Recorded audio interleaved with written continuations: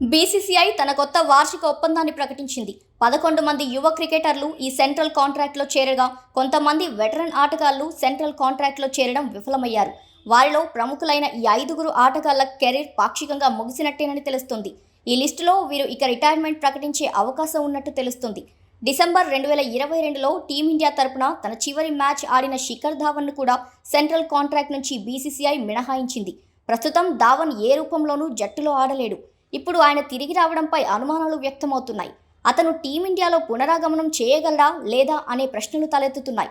World test championship 2023 final తర్వాత పుజారా టీమిండియాలో కనిపించలేదు. అయితే ఈ మధ్య దేశవాళీ క్రికెట్లో పుజారా మంచి ప్రదర్శన చేశాడు. బీసీసీఐ సెంట్రల్ కాంట్రాక్ట్ నుంచి అతన్ని తప్పించారు. దీంతో పుజారా కెరీర్ ముగిసిందా అనే ప్రశ్నలు తలెత్తాయి. టీమిండియా జట్టు మాజీ వైస్ కెప్టెన్ అజింక్య రహానే కూడా ఈ ఒప్పందంలో భాగం కాదు. గతేడాది ఐపీఎల్ తర్వాత భారత జట్టులో చోటు దక్కించుకున్న రహానే 2023 డబ్ల్యూటీసీ ఫైనల్లో ఆడాడు. ఆ తర్వాత వెస్టిండీస్ పర్యటనకు వైస్ కెప్టెన్గా ఎంపికయ్యాడు.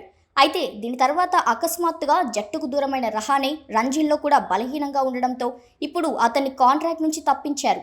భారత ఫాస్ట్ బౌలర్ ఉమేష్ యాదవ్ కూడా భారత జట్టులో స్థానం కోసం చాలా కాలంగా పోరాడుతున్నాడు. పుజారా, రహానేల మాదిరిగానే అతను కూడా మునుపటి ఒప్పందంలో భాగమయ్యాడు. అయితే ఇప్పుడు కొత్త కాంట్రాక్ట్లో వారికి చోటు దక్కలేదు. ఇప్పుడు అతని పునరాగమనంపై అనుమానాలు వ్యక్తమవుతున్నాయి.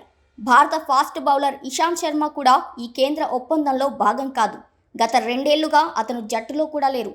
కాబట్టి ఇషాంత్ కెరీర్కు బ్రేక్ పడే అవకాశాలే ఎక్కువగా కనిపిస్తున్నాయి.